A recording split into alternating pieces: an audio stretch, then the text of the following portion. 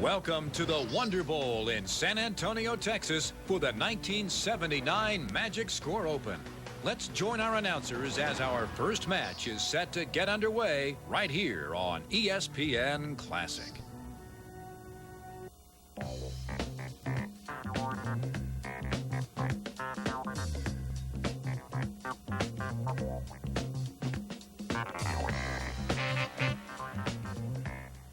Some of our technical problems, we hope it has been corrected and you have a clear and beautiful color picture in our live coverage from the Wonder Bowl. Well,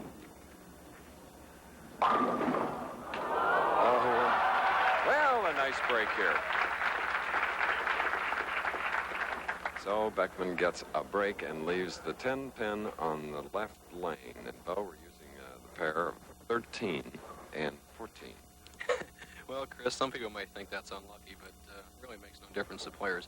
A thing you can watch for happen very early to Beckman is the lanes are a little slick, and you got to watch when you pull it. You don't leave the 8-10. All right, a former high school track star, Dave Beckman, 24 years old, has marked with a spare in the first frame. And now the veteran of 19 PBA titles, former president of the PBA, 2 years, Dick Ritker. And a lofted shot on the right lane gets him a strike. Well, you can see Ritker's experience showing right away. The first shot, been on the telecast many times, went with a little extra loft and played the hit light. When you have a super high scoring condition, you're better off trying to stay light. If you pull it a little bit, you go up solid. As you can see, Dick Ritker's 42 game average for the week, 228, big scores. And on this television pair, he has averaged 246. And immediately puts the pressure on the non-winner, Dave Beckman of Mercer Island, Washington. That's in the Seattle area. So having marked with a spare in the first frame, we now have Beckman shooting in the right lane. Second frame.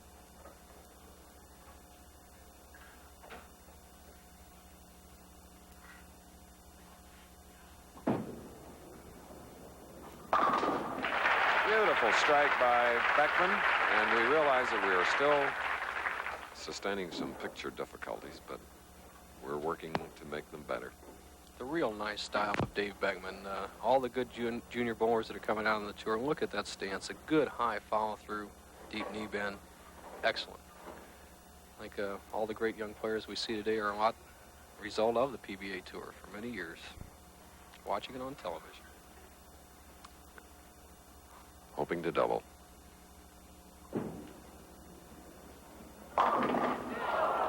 Ten pin.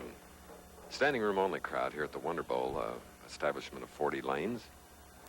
Not quite getting up on the left-hand lane. Again, you said, Chris, it is 13 and 14. The player said that the right-hand lane, 14, hooks about 2 boards more than the left-hand lane, 13. So we'll watch to see if they can get the ball up to the pocket on 13.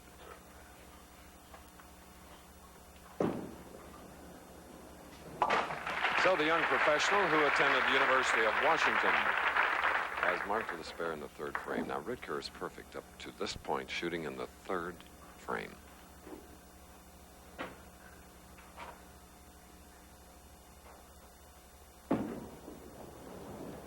Three in a row for the 40-year-old father of 4. And we have what makes good scores every week. It's the good lane condition with the oil all the way down the lane. Here's Ritker's profile, just absolutely perfect. Very similar to Beckman's, although there's 15 years age difference between the two men. Ritker going for 4 in a row up on the left-hand lane. Leads by 20. Carefully positioned now on the approach.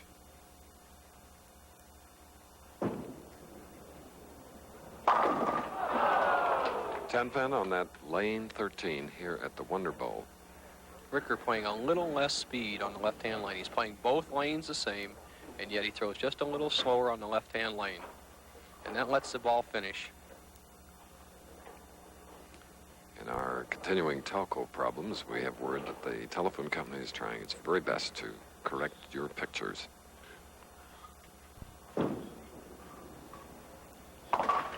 All right, after 3 in a row, marking with a spare in the 4th frame of our first game here at the Wonder Bowl in San Antonio, where we'll return after this. And today you will get an opportunity to once again see Linda Fratiani skating along with Ty Babylonia and Randy Gardner. All this on Wide World of Sports. 7th frame. Oh, little sweeper, giving him 137 to the 6th with a strike up in the 7th. And we got to point out as we look at the pinfall, watch it again, that Telco is working hard to correct your picture breakup on your television set wherever you are. It is not your set. It is a telephone problem. And speaking of breakup, Chris, the head pin did the job on the 4, 5, and 7 for Ricker that time. That's his patented shot. That's his favorite shot. Stay light, shake him off the sideboard.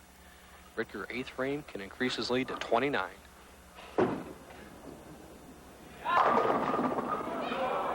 Another 5. Once again, Ricker with a little too much speed and didn't allow that ball to break, and he knows he got a break. He almost got a pocket split, 5-7. Headpin went to the sideboard and took out the 7, but did not come back and take the 5. Winner of 19 titles.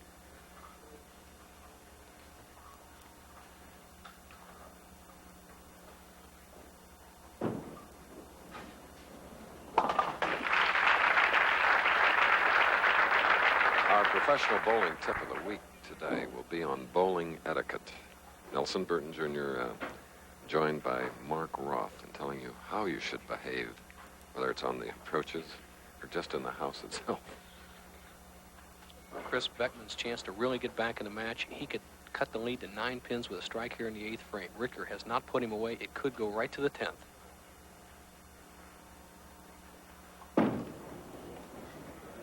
And Beckman powerfully meets the challenge. The lead has been cut to 9 pins in the first game, and this is the MagicScore Open. And that is a trophy, unusual trophy, and the top prize today is 15. Second, 8,000. Third, 6. Fourth, 5. And the loser of this match you're watching now will get $4,000. Beckman with a strike here in the 9th frame could take the lead for the first time. Trailing by 9, double working.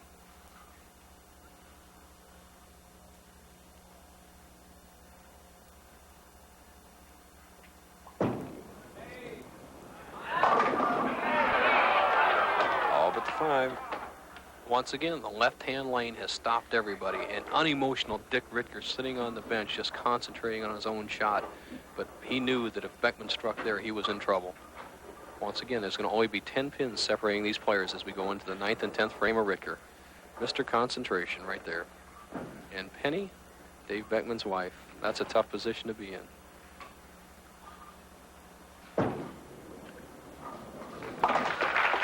Marking with a spare in the 9th frame as Ricker is up. Preparing now to shoot in the 9th with the spare working in the 8th frame.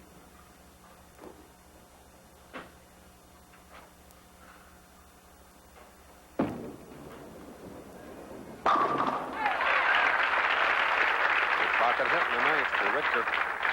Chris, if Ricker strikes on this ball, he will put Beckman out of business. Chris, Ricker is working at a 217 pace, but if he would happen to spare and strike and Beckman throw 3 strikes in the 10th, we could have a tie, which would initiate a 2-frame roll-off.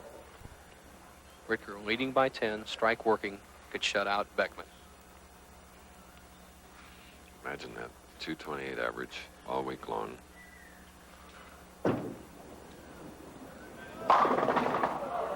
Sets up the possibility of a tie, Chris. Ricker with spare strike, 217. Beckman with 3 strikes in the 10th, another 217. By no means is it over. Ricker with a spare strike cannot assure himself of a win. Beckman will determine what's going to happen in the match. Confident look on that young man's face. Cross lane for his mark. Situation is this: Ricker needs 1 strike to make Beckman get 3 strikes. Best Ricker can shoot is 217.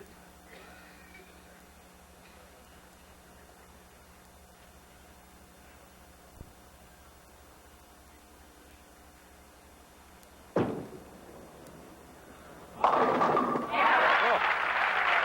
217 is the final score for Dick Ricker. And now, as Nelson Burton Jr. said, What a challenge for the 24-year-old. He needs 3 in a row to tie. Whew.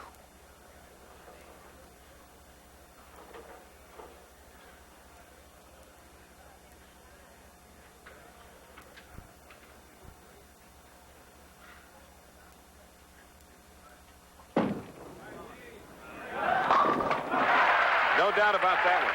2 to go to tie. Ricker is finished with a 217 in our first game of our live coverage from San Antonio, the Alamo. Beckman, the baptism of fire, needs 2 more strikes to tie a veteran Dick Ritker. If they tie, it'll initiate a 2-frame roll-off to determine the winner to go against Henry Gonzalez.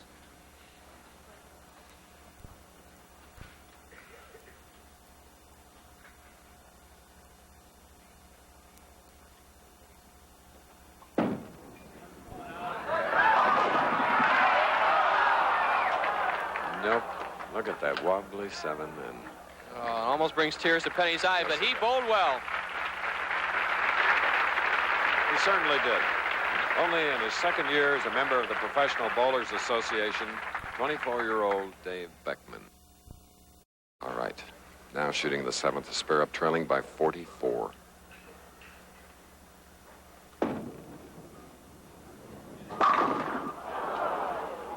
Another 10. Nothing seems to work for Henry today. He's dropped 45 pins behind with 3 frames to go, and the way Ritker's striking, it looks like there's going to be no end in sight. So Henry Gonzalez, to give himself any chance, makes the spare in the 7th and throw strikes 8th, 9th, 10th, and 11th, and hope Ritker gets an open frame and quits this string.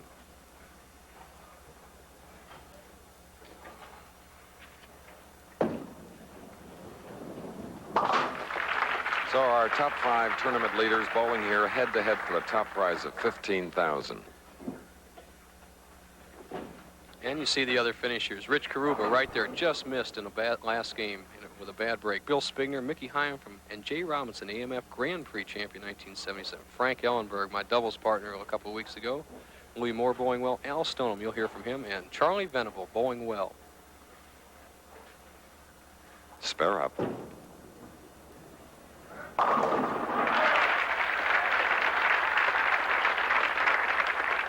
Some of the other finals, Pete McCordy from Houston bowling well. Joe Berardi, a finalist in the Quaker State last week. Good-looking Steve Neff. And James Stanley, who was leading the tournament for a while. Dan Roche's good-looking guy. Dave Husted out here from Milwaukee, Oregon, a town we don't hear of. Roger Tramp. And, of course, Mal Acosta. 10 pin for Ritker, who had a 3-bagger going. Ritker, who won the first game, if you just joined us, 217 to Dave Beckman's 207. He had 6 strikes in that game. He has 6 thus far in his second game.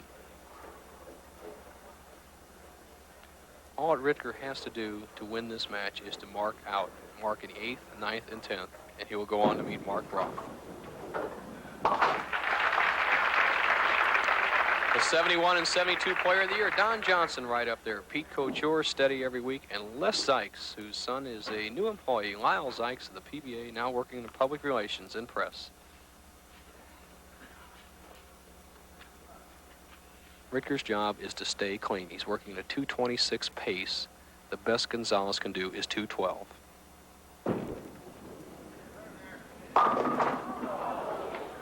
And nearly the 810. But here's the 10 pin that gave him a little trouble. And what had happened, Chris, is he apparently stepped in some powder that had been mislaid underneath the settee area where the ball sits. And nobody thought to look under there. And Dick must have been rubbing his foot in a nervous action. And he slipped. And when you lose your footwork, it's difficult to have timing. No problem there, though. Spare in the 9th frame for Dick Ritker. Gonzalez is back up with a strike up in the 8th frame, shooting in the 9th. If Henry Gonzalez does not strike in the 9th and 10th, there is no possible way for him to win this match. Trailing by 43.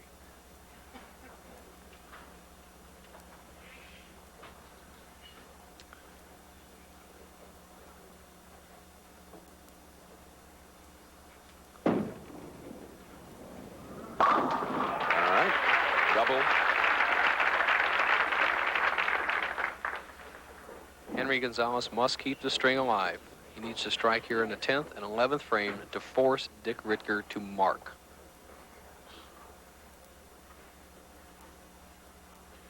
Show you how close these tournaments go. With one game to go last night, Henry was leading the tournament. If he loses this game, he finishes 4th. In 2 games, he dropped 3 places.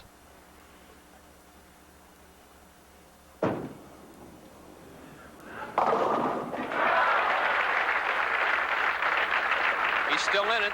Now only trailing by 23. One more strike will force Ritker to get a good count or a mark in the 10th. We're in San Antonio, Texas. Charming city. Great Spanish influence. Many military installations, including Fort Sam Houston. Bo, where you served at one time. Yeah, a lot of military down. Beautiful town down here. San Antonio. Horseshoe bend of the San Antonio River. Speaking of Fort Sam Houston, that's where the United States modern pentathlon team trains for national, international, and Olympic competition. Wow.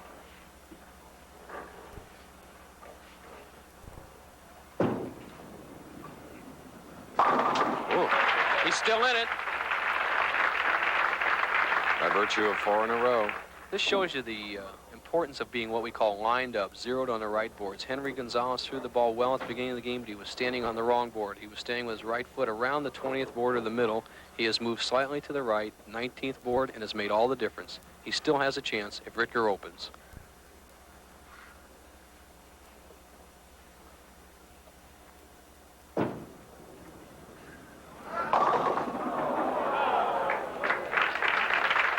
So Henry Gonzalez has finished, and he has shot a 2:09. With that short count, all Ritker needs to do is get a good count on his first ball. And there's the winner, Dick Ritker.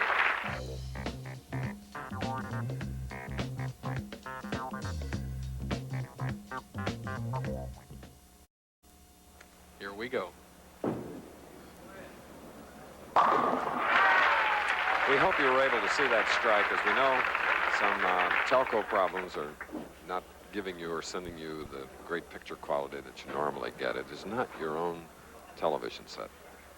It's a transmission telco problem. Okay, after a Ritker strike, here's Roth. Oh, the gleaming ball hit the pocket, but the 10 didn't go. What a different sound on the pins when Roth's ball hits the pins. Amazing. Now you see a contrasting style. Mark Roth with the super high backswing, the tremendous power, undoubtedly the greatest bowler in the country today. There's just nobody can stay with him. Great power position, but it's all in the wrist. Watch this explosion and release. Very similar to Marshall Holman, the 2 young players that are doing a lot of damage out here on the tour. And with tremendous speed, cross lane, covering the 10, marking the despair in the first frame. Semifinal game. Chris, you notice everybody on the telecast today has a short backswing. That's usually better on slick lanes, but Roth is so powerful with his release, he can overpower that oil with just turn and finish on the ball. He throws hard no matter what the lane condition and can control it with that power.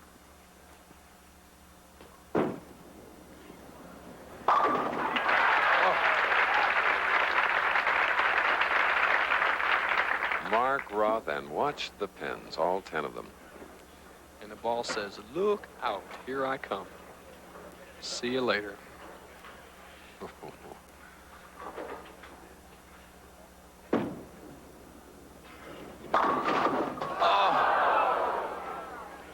A wobbly 4.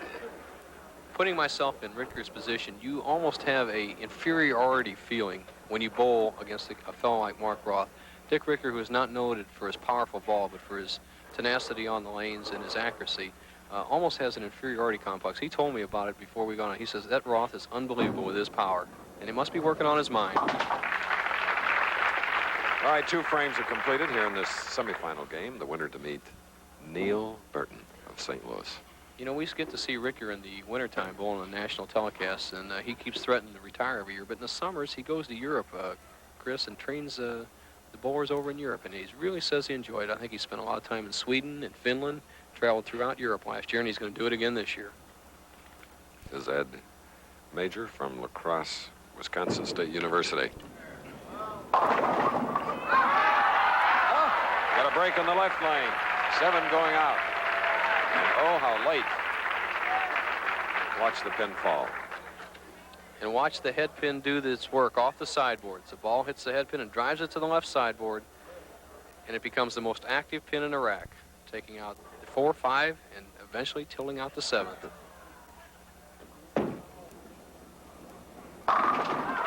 Ooh, double. Mark Roth, as a result, taking a 10-pin lead. Dick Ritker beat Roth 278 to 277. That was in a 24-game match play, Chris. Everybody was oohing and on. Roth had a strike spare and 9 strikes in a row, got 7 on his last ball. The final score, Roth 277, Ritker 278, earlier match play. Now leading by 20 pins after 3 in a row is Mark Roth. More of this game after this message. Here's a fine professional, Neil Burton, who bowls more in the style of Dick Ritker. He is our tournament leader. He'll be meeting the winner of the semifinal match, either Ritker, at whom you're looking, or powerful Mark Roth. 4th frame, strike up. So the finesse classic style bowler has doubled, cutting Roth's lead to 10 pins. What a match. Ritker was all off for Mark Roth. He said he got the bowl next to him in the finals, 24-man finals the last 2 weeks, and he's so impressed with him. He said he never had a chance to really study him that much, but by no means is he going to hand the match to Mark Roth. Dick Ritker has to be beaten. He will not beat himself. The man with the tough thumb, you see it right there, bleeding last night.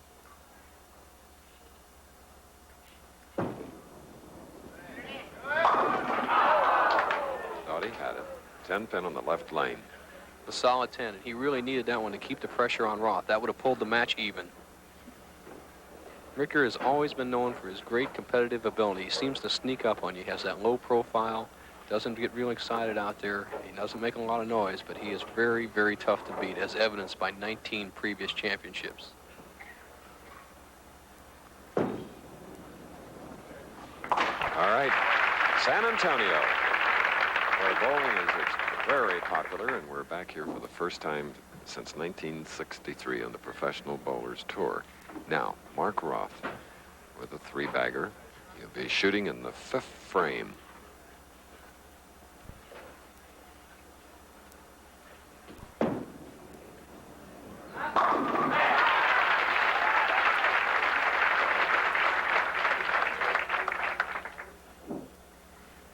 You can see the power of Mark Roth. Now watch the real high backswing, nice and loose, but really watch his wrist position all the way through. That's the key to the power. He's up there, he cocks his wrist, opens his hands. Now watch this at the bottom. See that ball out 3 or 4 feet, well out on the lane, follow through to the right, actually putting extra spin on it. And see you later, pins. Can extend his lead to 31 with another strike. He gets a 10 pin on the left lane. 2 wide. Mark Roth, one of the 5 bowlers to come up with a perfect game this week. Mark Roth doing it during the Pro-Am here in San Antonio. The most remarkable record he had of all the records he set last year, I think he set here. He did not miss a spare in 42 games. That's just unbelievable, crossing lanes. And, wow, what speed on that spare shot, covering the 10 in the 6th frame. Bowler of the Year twice, Mark Roth, and now Dick Ritker.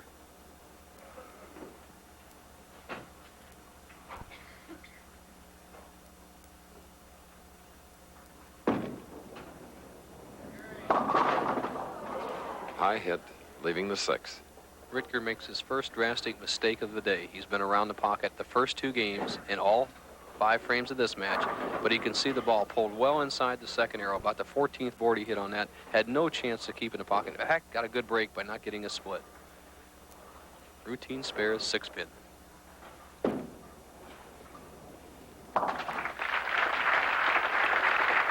Recapping the first 2 games, Ritker, who is bowling now as we look at the score sheet, trailing by 21. He won his first game 217 to 207 over Dave Beckman, then came back to defeat Henry Gonzalez 235 to 209.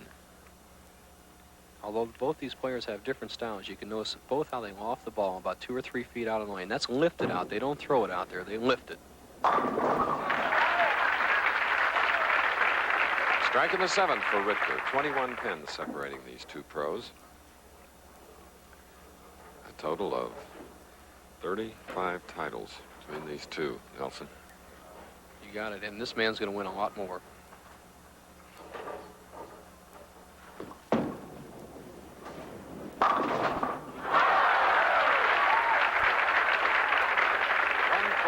Through the 6th, a strike in the 7th. Look at that loft on the ball and a tremendous spin. You see that rotation? It's not even halfway down the lane. It's already turned over 10 times on a slick lane. Now watch the 6 pin lay right up against the 10. A little luck, but a lot of that was created by his power. His name on the pennant, the avid New York Ranger fan. He pointed out, Nelson, that last week when he was on, the Rangers came back the same day to defeat the Islanders 7-2, and he hopes they'll do the same thing in Los Angeles tonight. 31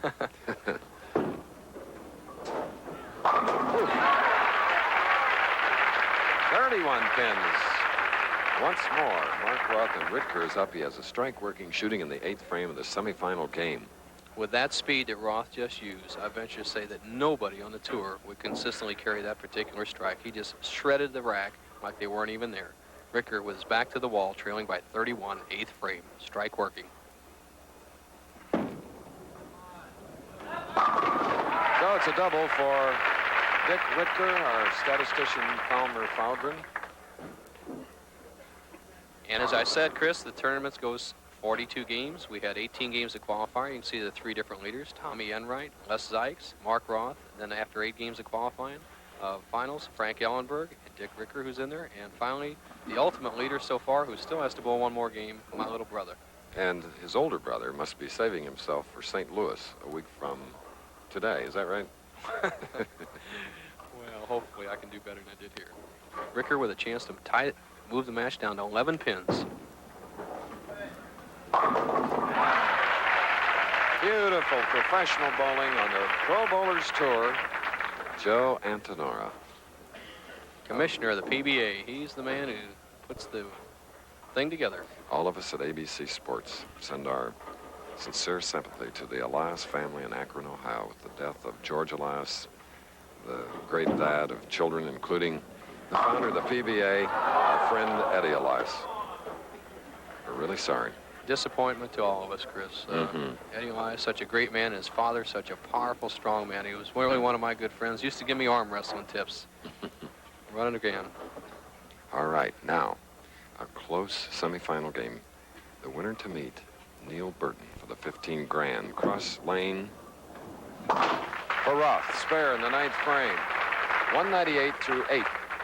Mark Roth going at a 2:38 pace. Ricker right now at a 2:28 pace. We have all sorts of possibilities of a tie. Mark going back to look at the official score sheet held by Frank Esposito. The situation is this: Roth with 3 strikes in the 10th would just force Ricker to throw 3 strikes in the 10th, and once again we could have a tie. The possibility is still there. Roth going at 2:38. Best he can do is 2:48.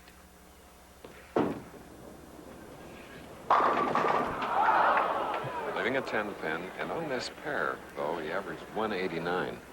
That's amazing. After the big average he shot all week, Mark actually knocked down more pins than anybody in the tournament, but he didn't win as many match play games. So right now his back's to the wall because he is leading the match by 9, but a spare strike will give him 237. Ricker could still win the match with 2 strikes.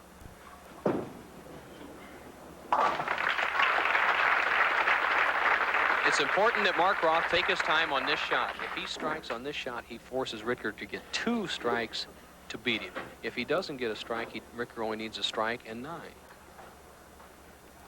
You can watch the heads in the audience as they turn to the overhanging score sheets here on this very close match. And Roth with a 237. So now it's up to Dick Ricker. Ricker must strike on this ball. If he strikes and gets 9s, if he strikes on this ball and gets 9 spare, we have a tie. If he gets 2 strikes, he's the winner. Murmur now.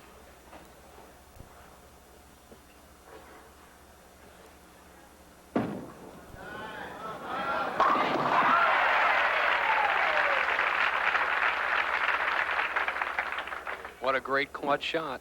He needs one more strike to defeat Mark Roth. If they get 9 spare, we have a tie, 2-frame roll-off. We haven't had one this year. It's a great possibility right here. And the winner to go into the final for $15,000 against Neil Burton.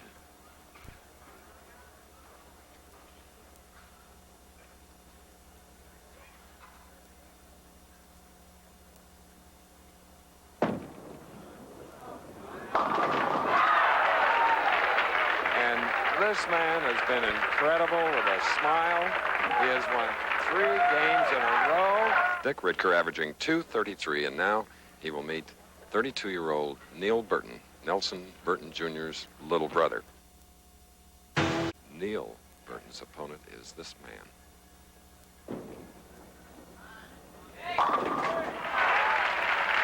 And that's the way he started each of his games, Dick Ridker. Now we get a look at 32-year-old Neil Burton. He's 5'6" and a powerful 135-pounder, your brother, Bo. Chris, he stays in good shape, does a lot of weightlifting, and this is his first big opportunity. Coming up on a high hit, leaving the 3, 6, 10 on the right lane. What a tough situation he's in. He has never been in this situation before, bowling for all the marbles, #1 spot. Neil with really ideal form. He switched from what we call a full roller to a semi-roller, and you notice how he opens his hand at the top of the swing, pointing his thumb outward. Full rollers keep it inward. Has a nice turn over the ball. See the wrist breaking through quite well. Just pulled that one.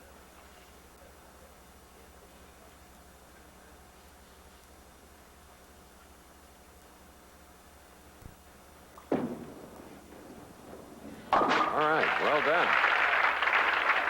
Nelson, it must seem a little strange to be commenting about your very own little brother. Oh, I never thought he could do it, Chris. He spent many years in college. He got out of it with his degree, and he really didn't know what he wanted to do. And then he got married a couple years ago and says, hey, you know, I'd like to try some bowling. He got serious about it, and a 229 average says that he knows what's happening. But this is a different situation for him. Never been on national television, never bowled for a title.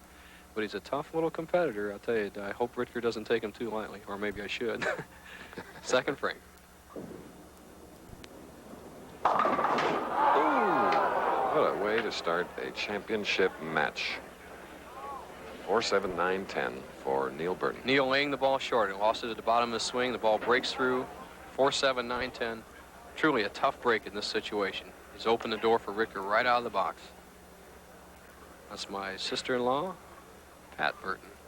Just flew in from St. Louis.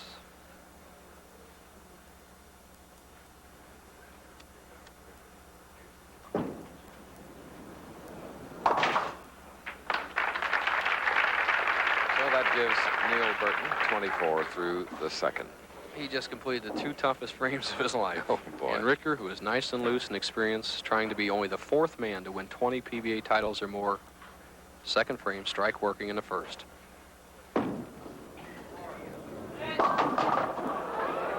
And a high hit 3-6-10 for Ridker on the right lane. This could very well be his last year.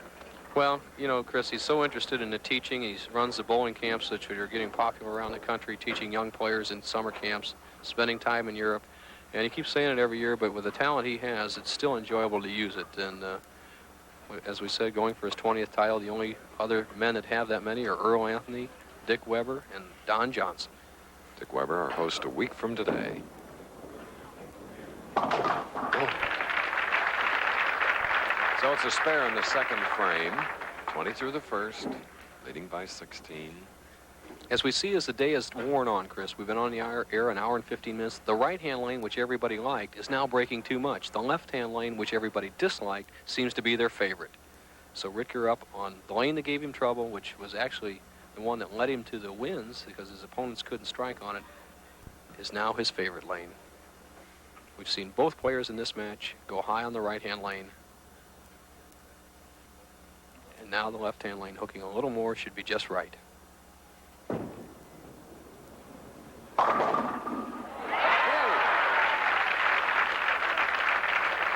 through the second with a strike up, but right now, Neil Burton will be up. After an open frame, shooting in the third. Neil has great determination and tremendous concentration. He has the ability to concentrate and stay determined. You can see it in the look on his face. He just has to get those nerves under control and make good shots here.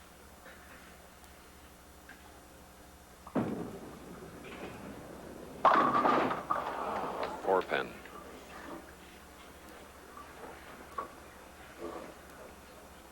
Neil being short, Chris, you notice that right foot, he has a tennis shoe. And I asked him why he really used the tennis shoe all the time, and here's what he had to say. Well, Bo, as you know, I use the tennis shoe in order to have added traction on the approach, which is especially helpful to me when I need to throw harder. And when you do throw harder, most people have a tendency to pull up the line, and with this added traction off my right foot, I don't have that tendency to pull off the line. So if it's been working for me, a few of the other bowlers have tried it. I don't know how successful they have been with it. Can't you see the number of bowlers around the country going to the tennis shoe this week? It's not a bad idea for the Right. shorter player, Chris. Neil has tried using the long approach, such as Marshall Holman, to generate the speed, but he lost his timing. And with the sneaker, he can drive harder off at the bottom end on his last step, and it does give him the added speed.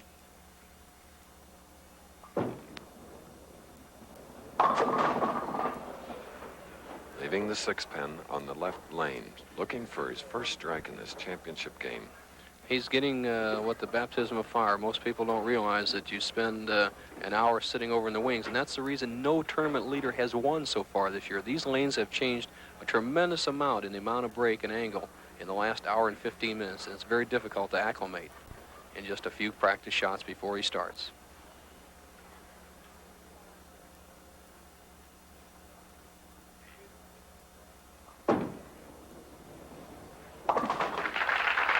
So Neil Burton marks for the spare, 17 pins separating these pros.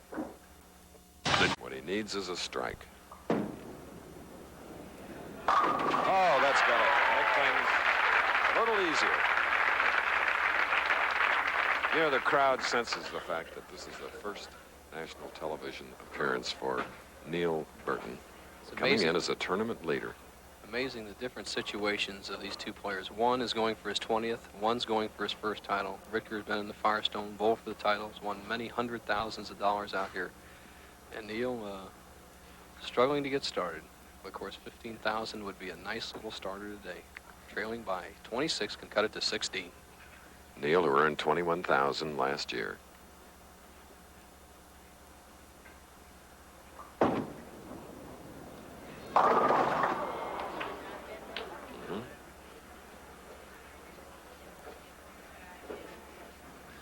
2, 4, 5, 8 on the left lane for Neil Burton. We indicated that Rod Carew, the Yankees, I'm sure, would love to have him, but the Yankees and the Minnesota Twins have broken off negotiations.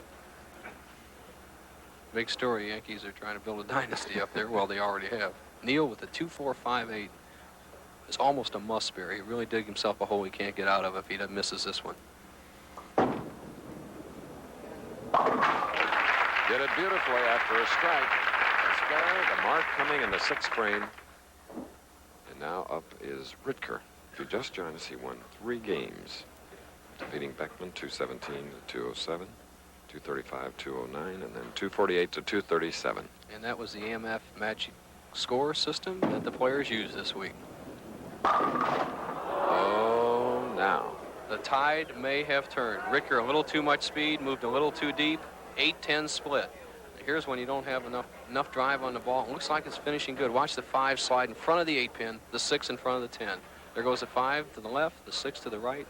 The 8-10, Ricker has tightened the match up. And it is wide open. Could be anybody's ball game now. Ricker will be leading just by 13 now. All right, that is the situation in this championship match, head-to-head, live and in color. And we hope your pictures, as we've had a telco problem, a technical problem most of the day, we hope you're able to see the show as it comes to you from San Antonio. Neil reacting to that great break. I mean, that was a tremendous break when his back's the wall there in the 6th. Ricker catching that open. And only leading by 13, he's placed every ball right near the pocket and could still end up a close match.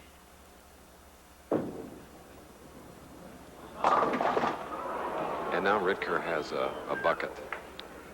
40 years old. Maybe he's beginning to tire. He lost that ball in the bottom of the swing, the one he forced before. These spares just don't walk in. And 3 tough games. Agreed. Against Beckman, Gonzalez, and then, you know, Mr. Speedball himself, Mark Roth, Bowler of the Year twice. And here is Ritker now. Cross lane, double wood. You have to make sure you get the 8-pin and avoid the chop of the 5. So now we've seen both players in the same lane, covering the 2, 4, 5, 8, 13 pins separating. Here we go. One of our future tips, Ritker does very well. Double wood, 2, 4, 5, 8, taking them all out cleanly. Now with the spare up, Neil Burton shooting in the 7th frame. He cannot hope for any more reprieves from experienced Ritker. He's going to have to take it himself.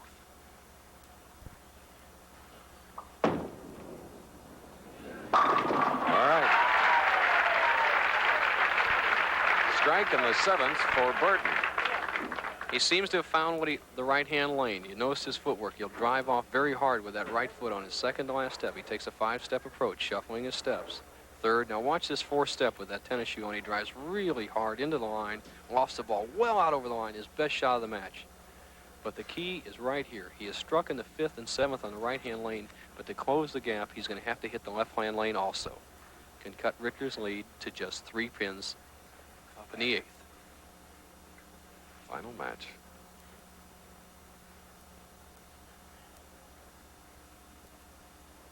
Wow.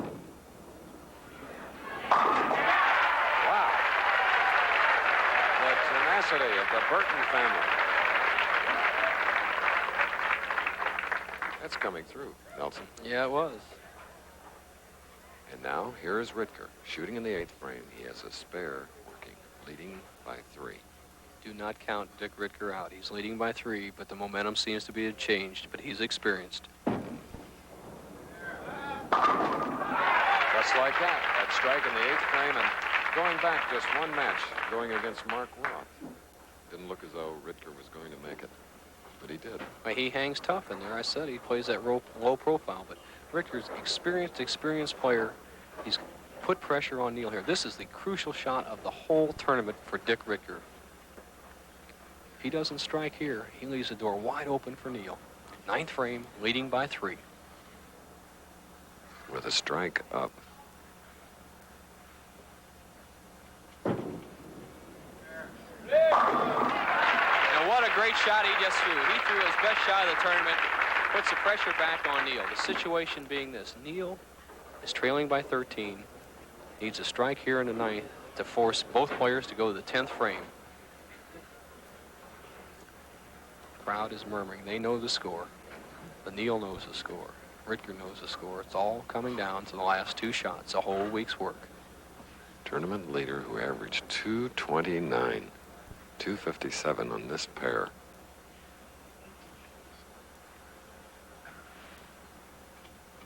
And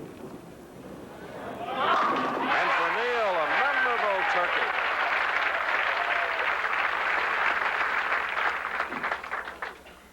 Here's the situation for Neil. For the first time in the tournament, he has a chance to take in the match. He has a chance to take the lead. He's trailing by 3. He needs this strike to take the lead. The telescore tells the story. Bo, growing up, did you bowl head-to-head with this brother? I bowled doubles with him. He's too tough to go head-to-head against. All right. He needs this strike to take the lead. By no means can he shut out Ritker. The best Neil can do with all strikes is 223. Ritker still has a chance for 226.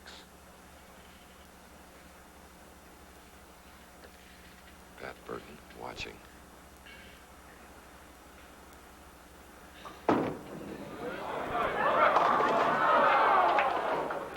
Pulled it up high. Now he has to hope that Ritker falters. Neil trailing by 4. Best he can shoot is 202. Ritker's going at a 206 pace.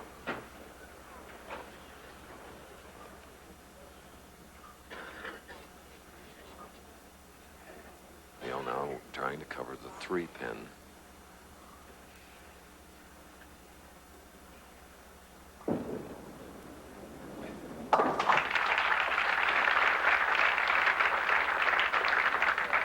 Ritker knows the score. He knows that Neil gets a strike here. It's 202 for Neil. Ritker has to fill at least 17 in the 10th and 11th frame to win.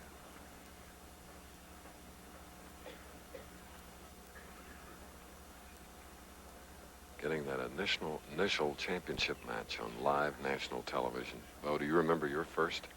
I bowled I do. 162, I think, Chris. In Mobile. In Mobile. My brothers at least improved 40 pins on that, win or lose. I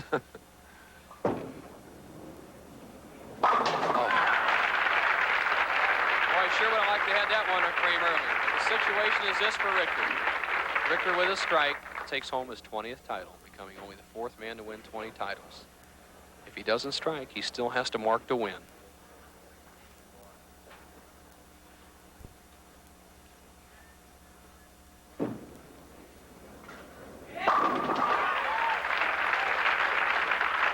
Dick Ritker. He finished 4th in the overall competition.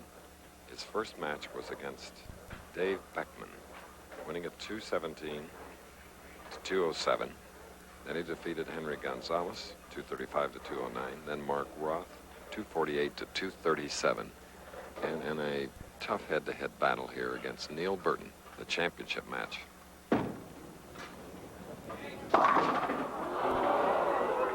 Amazing how the frames come around. If that had been one frame earlier for Richter, but he is the winner, and that's what it's all about. There is the winner of the AMF MagicScore Open here in San Antonio on the right, Dick Ritker, 211 to 202. A tenacious Neil Burton and Fred Green, president of AMF Bowling Division, presenting the check, $15,000 and the trophy.